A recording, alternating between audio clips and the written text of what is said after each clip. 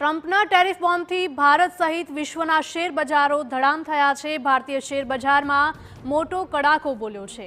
Pre ઓપનમાં Sensex 4000 પોઈન્ટનો કડાકો બોલ્યો છે, ત્યારે નિફ્ટીમાં પણ 1200થી પણ વધારે પોઈન્ટનો કડાકો બોલ્યો છે। ટ્રમ્પના ટેરિફ બોમ્બ બાદ ભારતીય શેર બજાર દિવસે ને દિવસે તૂટી રહ્યું છે।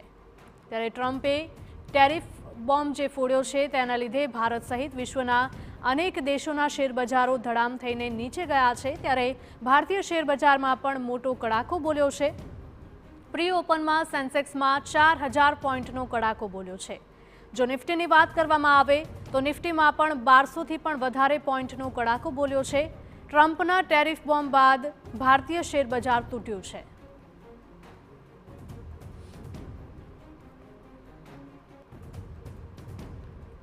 તો ટ્રમ્પ દ્વારા એક બાદ એક ટેરિફને લઈને જાહેરાતો કરવામાં આવી રહી છે। ટેરિફમાં એકદમથી વધારો કરવામાં આવતા શેર બજારમાં પણ તેની અસર થઈ છે।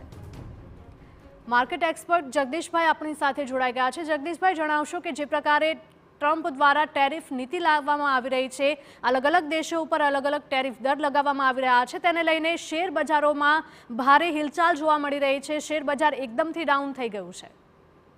બિલકુલ સાચી વાત છે, કારણ કે આ એક ગ્લોબલ ટ્રેડ વોર છે। એમાં માત્ર એક દેશનો સવાલ નથી, અને જે રીતે ટેરિફ લગાડવા માટે ટ્રમ્પ સાહેબે અત્યારે જે નિર્ણયો લીધા છે એની સામે ચીન જેવો એનો સૌ મોટો સક્ષમ દેશ છે, એણે પણ રિટાલિએટ કર્યું કે અમે પણ 34% ડ્યુટી સામે લગાડીશું, 16 જેટલી કંપનીઓને બ્લેકલિસ્ટ કરીશું, અને એ લોકોના મિનરલ્સ, ક્રિટિકલ મિનરલ્સ જે ડિફેન્સમાં અમેરિકા માટે વપરાય છે એને એ લોકો એક્સપોર્ટ માટે પાબંદી મૂકી દેશે, અને 20 જેટલી કંપનીઓને ઓબ્ઝર્વેશન લિસ્ટમાં રાખશે। અર્થાત કે આ બે દુનિયાની સૌથી મોટી દેશો જે છે ઇકોનોમિકલી, એ બંને સામસામે ટ્રેડ વોરમાં આવી ગયા છે। અને ભૂતકાળનો એક સાક્ષી છે કે જ્યારે આ જાતની ટ્રેડ વોર થઈ છે ત્યારે દુનિયામાં માત્ર ને માત્ર મંદી જ આવી છે, એમાં કોઈને કોઈ વધુ લાભ થયો નથી। એટલે આ મંદીના ભણકારા અત્યારે વાગી રહ્યા છે, અને ખરેખર જો આ ટ્રેડ વોર બધું વકરશે તો આ ક્યાં જઈને અટકશે એ બહુ કળવું અત્યારે મુશ્કેલ છે। બિલકુલ, જે લોકો શેર બજારમાં રોકાણ કરી રહ્યા છે તેમના માટે તમે શું સલાહ આપશો? એક જ છે કે આ જાતની પરિસ્થિતિ 2000માં થઈ હતી, 2008માં થઈ હતી, જ્યારે આપણે જાણતા હતા ગ્લોબલ મેલ્ટડાઉન હતું સબપ્રાઇમ ક્રાઇસિસને કારણે। 2020માં થયું હતું જ્યારે કોવિડ આવ્યું હતું, અને એ વખતે જ્યારે લોકોએ પોતે રોકાણ કર્યું છે આ જાતના સારા બ્લુચિપ શહેરોમાં, થોડો રોકાણ દરેક ઘટાડે તમારે કરતા રહેવાનું છે।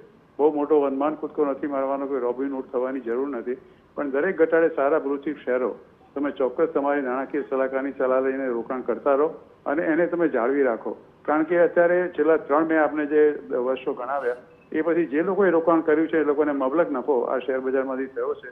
હા, ડે ટ્રેડિંગ કરવું કે એમાં કોઈ સટ્ટો કરવો, એનાથી માત્ર ને માત્ર એક જ સલાહ છે કે ભગવાન કરે કશું ન થાય, પણ તમે માત્ર એનાથી દૂર રહેજો, કારણ કે સટ્ટો કરવાવાળો કદી જીત્યો નથી।